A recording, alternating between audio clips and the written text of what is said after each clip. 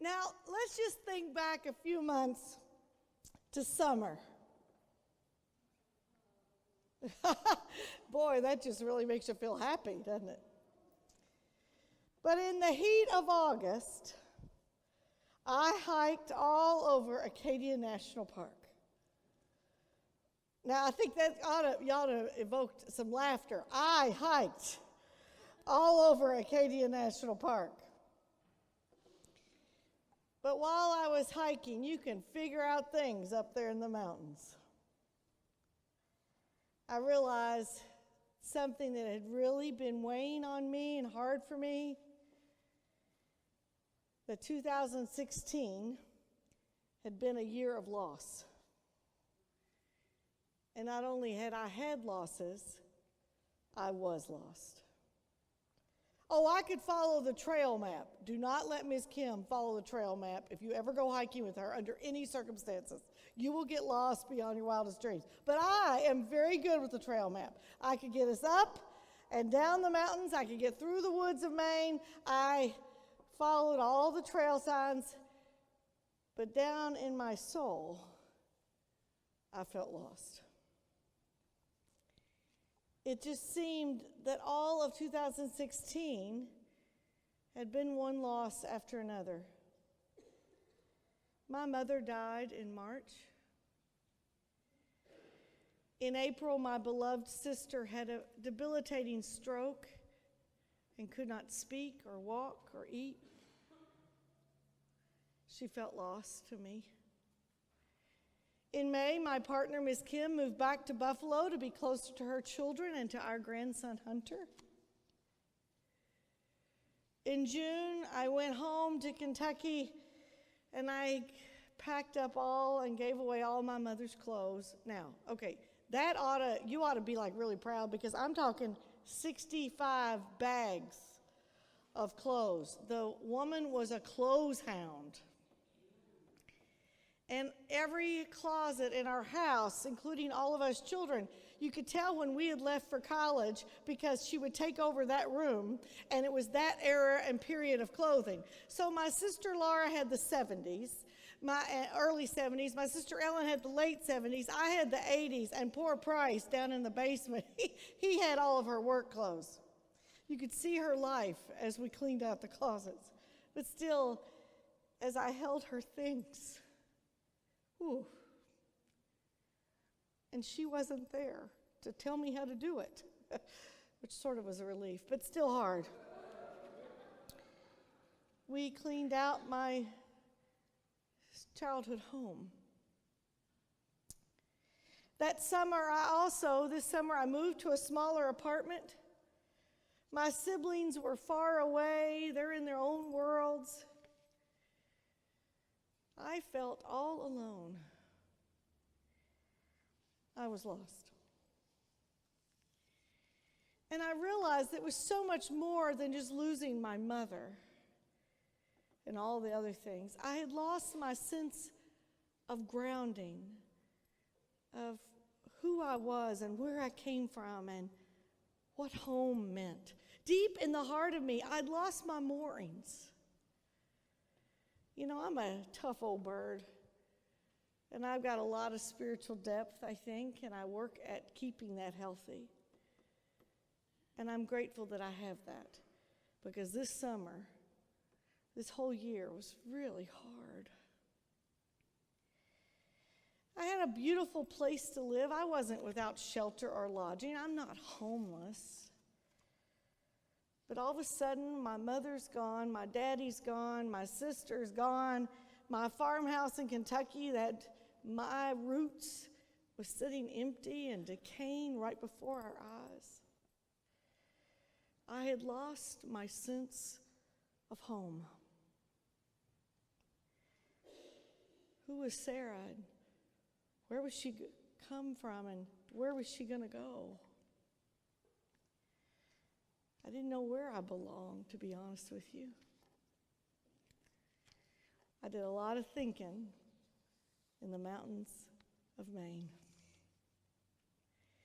And then in September, as I got back busy to work, we all realized the fact that we had avoided for as long as we could.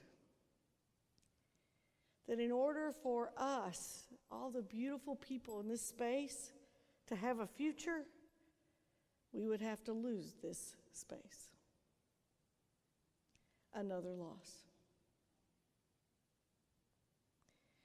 There have been times, my friends, that I did not know if I would make it to this Sunday. I bet some of you have felt the same way. Now, on a lighter note, no pun intended, the only thing I have not lost this year is weight.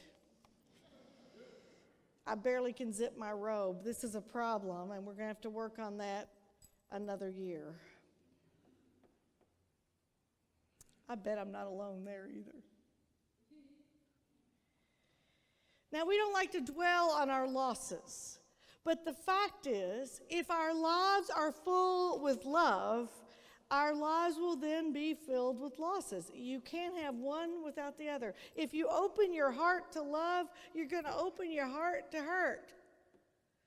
It's just the way it works. And I don't want to give up loving, so we're not going to give up losing. It's a two-edged sword. It's life. Things change. People change. People die. People leave. If we cannot have the love we need, if we're not willing to endure the loss that we will have. That's sort of just good therapy, right? You'll get my bill tomorrow. But I'm not going to give up loving just so I don't have to deal with losing. Because then I'll miss out on that rich, deep soil that love brings to our life. Where would I be without my mother, my sister, my partner? Where would I be without home? That love that we have is the grounding that we all need to survive. Now, I also figured out something else on top of those mountains. Besides, I hadn't lost any weight. That every time we have a loss, we have choices. We have choices. We can choose to live our losses as a passage, as an excuse for anger and blame and hatred and depression and resentment. We can go there.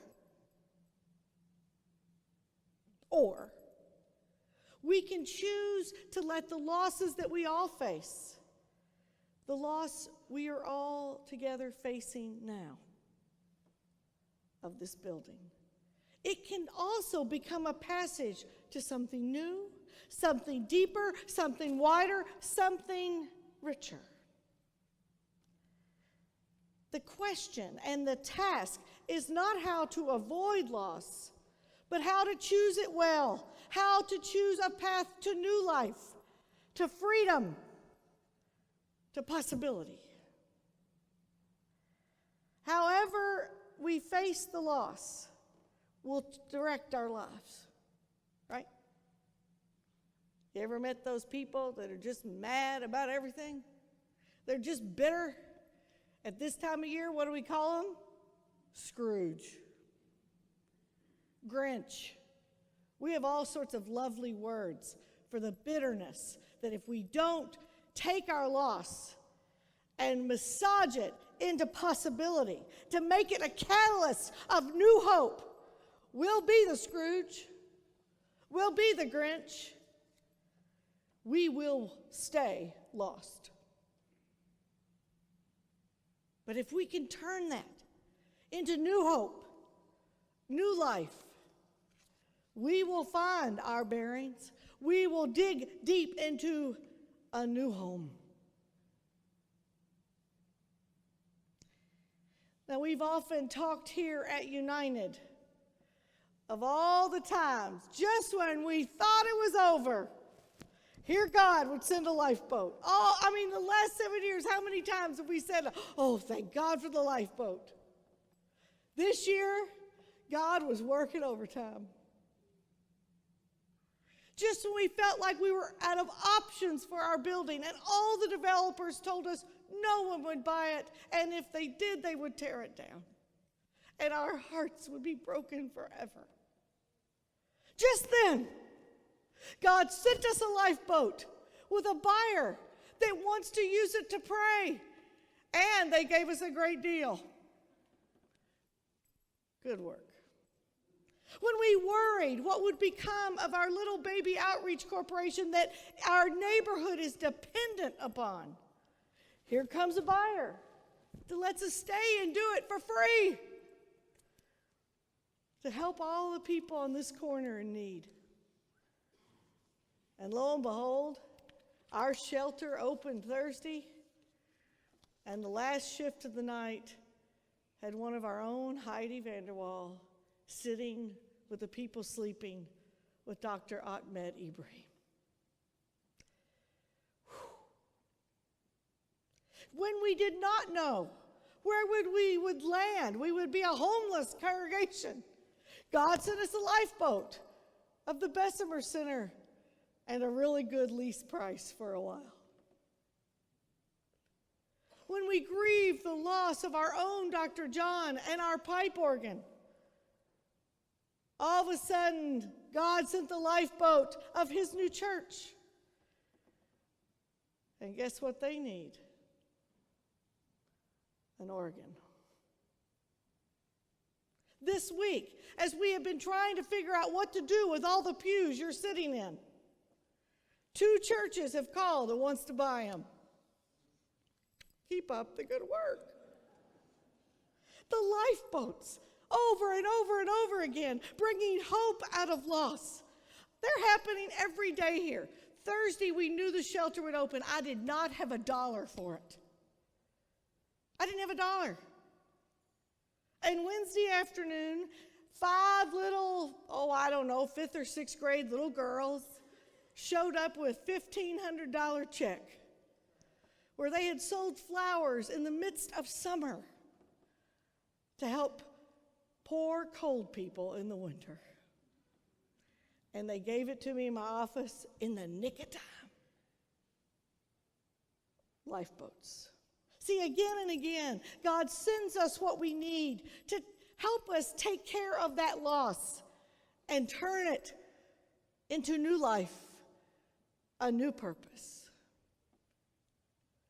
I bet you have stories of lifeboats in your own life showing up right when you need them. And if we're honest about what matters most, these stories of lifeboats are wonderful. But really, they're about material things, brick and mortar, right? They're not actually about the lifeboat, the primary lifeboat that will save our lives. These lifeboats are not what will give us a home. The place of our true belonging is not made by human hands. Our ultimate home is fashioned for us by our God, who this time of year we read again and again, came and dwelt among us. It didn't say Jesus was coming and visiting for a while, but Jesus was coming and dwelling among us, in us. The words for home are used again and again in Scripture.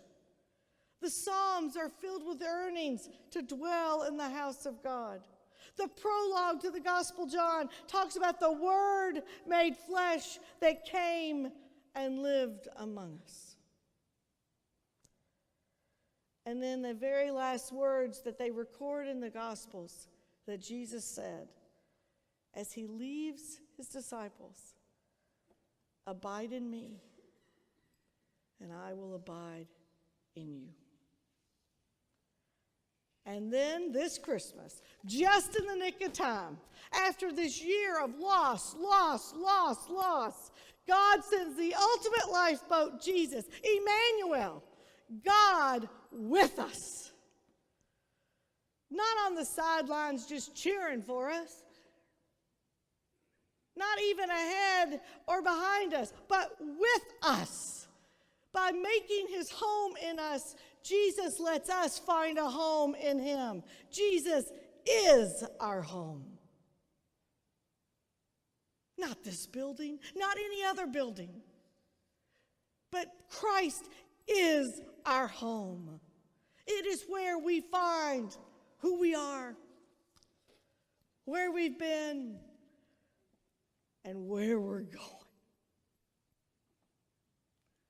So wherever we are and wherever we go this next year, no matter the loss, no matter our address, we have a home.